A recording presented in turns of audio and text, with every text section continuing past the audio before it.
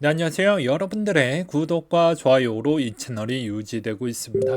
네, 영상 속도는 1.5배를 추천드리는 바이고요. 항상 구독자님, 멤버십 회원님들에게 감사하다라고 말씀을 드리면서 제 본 영상은 추세 기반형 투자 분석 영상이기 때문에 참고만 해두시길 바라겠습니다. 네, 이번에는 비트코인 마스터 플랜 이야기를 많이 했잖아요. 이더리움과의 다른 상관관계도를 한번 설명을 드리고자 간단하게 이렇게 한번 대략적이라도 준비를 해보았습니다. 주말이기도 해서 좀 간편하게 이더리움도 향후 이렇게 될 것이다 라는 저의 개인적인 생각도 많이 담아가지고 한번 좀 분석을 해보는 시간으로 한번 준비를 해보았습니다. 자, 일단은 2017년도 시점에는 ICO가 상당히 붐이었죠. 그래서 이더리움 1세대 코인들이 상당히 인기가 좋았습니다. 뭐 에이다 코인 뭐 등등 그때 뭐 아인스타디움 뭐 이런 쪽이 많이 나왔죠. 그 중에 이제 이더리움이 스마트 컨트랙트로 이제 막 개화기 시즌이라고 보시면 될 것 같습니다. 그럼 이더리움이 여기 2017년도 때 한 중반부 정도 상반기 때 약간 조정이 나왔을 때 같이 성장을 해줬고 그 다음부터는 약간 민그적거리는 형태를 볼 수가 있는데요. 여기서 한 템포 쉬어갔었을 때 오히려 하드포크 한다라고 해서 오히려 비트코인 캐시 분리하고 나서 스냅샷 이후에 알트코인 자금이 그쪽으로 못 간 배경도 없지 않아 있었습니다. 그리고 난 뒤에 오히려 이더리움도 약간 주춤을 하고 그 이후 끝나자마자 이제 급부상할 때 오히려 이더리움도 같이 급부상을 많이 했던 형태라고 볼 수가 있겠고요. 그래서 17, 18 시즌 요때까지는 ICO가 여전히 좀 부상이 좀 컸다. 라고 볼 수 있겠고 여전히 우리가 이제 잊지 못할 박상기의 난으로 인해서 스타트를 끊었고 그것으로 인해서 엄청나게 하락을 맞게 시작을 하게 됩니다. 이때 대부분 뭐 이더리움도 뭐 말할 필요가 없을 정도로 많이 하락을 했는데요. 거의 9만 원대 거의 근접하는 가격대까지 저는 보았던 것 같습니다. 그러니까는 대략 한 못해도 95% 이상 뭐 밀렸다라고 볼 수 있는 가격대라고 볼 수가 있겠죠. 어떻게 보면. 그래서 이번 형태가 이때 당시 기준적으로는 믿을 건 그래도 이더 뿐이지 않겠냐 또는 리플이지 않겠냐 이렇게 좀 많이 파가 갈려져 있는 상태였습니다. 그럼에도 불구하고도 많이 믿었던 사람이 이제 이 10만 원대가 깨지니까 멘탈이 거의 다 흔들렸거든요. 이때 당시에도 저 또한 이때 필드에서 계속 보고 있었기 때문에 매우 안타깝기도 했습니다. 근데 어떻게 해서든 계속 힘내보자 했는데 이때 대부분 많이 떠나셨고 19년도 때부터는 약간 분위기가 좀 좋아지기도 했습니다. 이때부터는 조금은 달라졌던 이유가 19년도 때부터는 비트코인 나 홀로 올라가기도 했어요. 이때 당시에. 그래서 되게 퍼포먼스가 좋았습니다. 예, 좋았습니다. 생각보다 많이 좋았어요. 19년도 이후부터는 상당히 퍼포먼스가 좋았습니다. 이때죠. 네. 그래서 18년도는 뭐 암흑의 장이고 이때 SV와 또 포크 진행되면서 해시레이트 싸움으로 인해서 별로 별 볼 일이 없었고 19년도 때부터는 이더리움도 뭐 그렇게 썩 보여줄 수 있을 만한 뭐 그런 내막은 없었지만 이때부터 이제 디파이나 이런 쪽이 약간씩 인기를 갖기 시작을 하는 단계라고 볼 수가 있습니다. 뭐 그전에도 있긴 했지만 본격적으로 볼륨이 올라간다라는 이더 거래 비중이 상당히 높았다. 활성자 추이도 상당히 높았다. 이렇게 볼 수가 있거든요. 그럼에도 불구하고도 나홀로 비트만 갑니다. 이때 이제 도미넌스도 마찬가지로 비트 쪽으로 많이 쏠렸는데 이때 비트코인 캐시가 조금 더 많이 올랐고 그 다음에 상대적으로 덜 올랐던 이더도 좀 덜 오르게 됩니다. 그리고 나서부터 이때부터 또 19년도 때쯤 지나고 나서 또 보니 2020년도 때부터 19년도 때부터는 이제 그 다음에 특별한 이슈가 나오지 않고 그냥 어물쩍 넘어가다 보니까 뭐 별 볼 일 없이 지나가다가 이제 드디어 코로나 임박 시즌으로 넘어가게 됩니다. 그래서 코로나 시즌 임박 때에 살짝 큰 이제 웬만한 선물 거래소 다 서버 터지면서 지금 이 정도 가격대에서 거의 방어가 되다가 그때부터는 이제 19년도 디파이 좀 문제 있었던 것도 일부 터져주고 해서 요때 이제 어느 정도 끝났고 그 다음부터 이제 이더리움 시대가 개막을 하게 됩니다. 간략하게 이야기를 하면요. 그러면 이때 당시에 이 비트의 이 위치는 어떻게 흘러갔냐면요. 19년도 때 또 거의 가격을 유지하면서 코로나 때 처맞고 그 다음부터 급부상을 했죠. 근데 급부상 했었을 때 이때 포인트가 좀 다릅니다. 근데 17년도 때에서 19년도 때 비를 보게 되면 19년도 때는 화력이 좀 저조했지만 반면에 20년도 때, 21년도, 22년도 때부터는 이더가 조금 더 우월한 위치에 있었다라는 것이죠.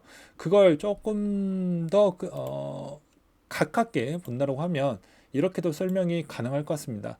실질적으로 2020년도 때 이때 올라갔던 패턴의 이더리움 도미넌스 추이인데요. 이때부터 이제 올라가기 시작을 했는데 이때 올라갔던 가격적인 추이의 퍼센티지는 매우 약했다라고 볼 수가 있습니다. 그래봐야 10% 언더였는데 이제 21년도 때부터는 그 도미넌스 추이가 거의 20%에 육박을 하면서 더 이상 내려오지 않고 있다라는 것이죠. 그렇다 보니까 오히려 비트코인이 내세울 수 있을 만한 점유율 추이가 오히려 약간 좀 힘이 빠지면서 올라가기는 가지만 이더가 좀 더 많이 올라가는 현상이 나오게 됩니다.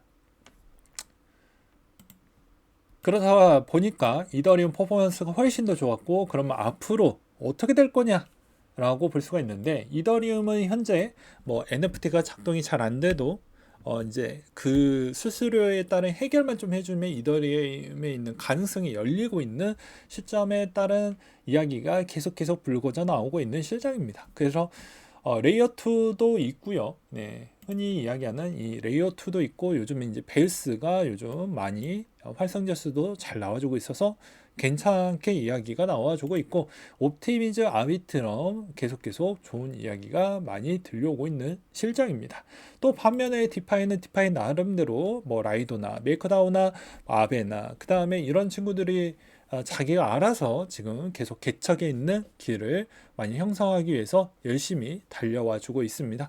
그래서 최근에 자체 스테이블 코인도 많이 내놓고 있는 실정이고 그거에 따라서 지금 디파이도 디파이 나름대로 제 갈 길 찾아가고 있는 모습을 볼 수가 있는데요.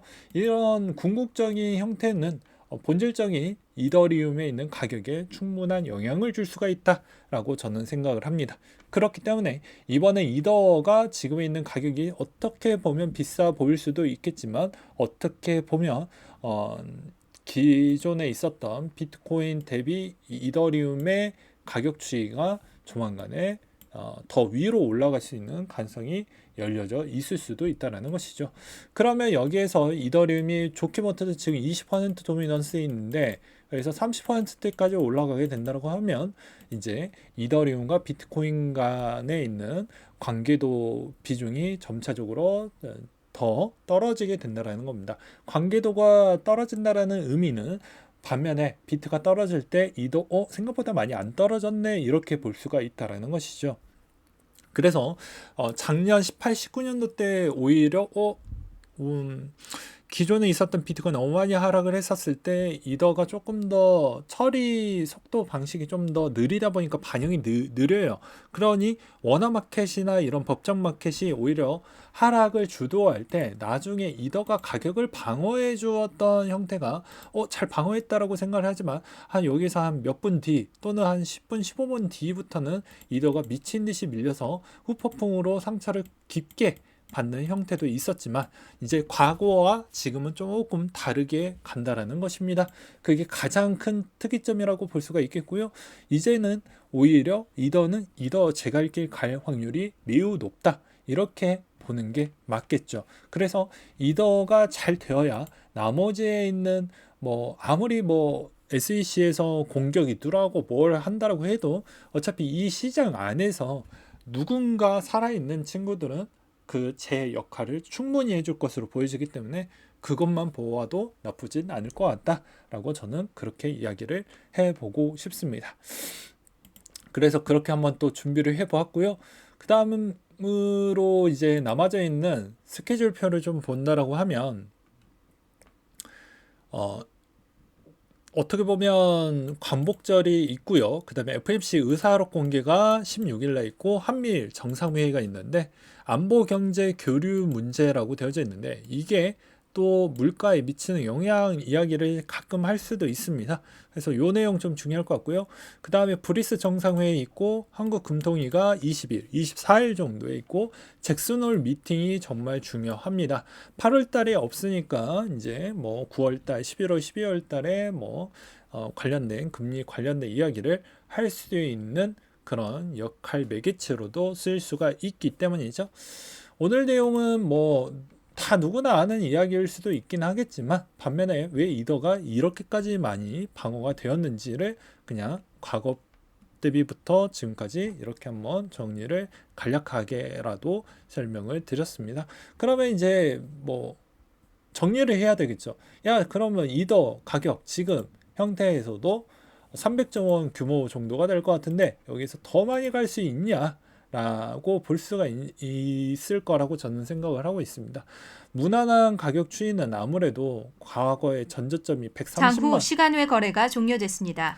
130만 원대가 어떻게 보면 전 고점 추이였기 때문에 아무래도 못해도 이더 자체가 여기서 추가적인 알트코인의 문제점이나 거래소의 문제점이나 기존에 있었던 11월 달에 이제 맞춰서 진행하는 그런 프로젝트들이 연기가 되지 않고서야는 큰 문제점은 없을 것 같다라고 생각을 합니다.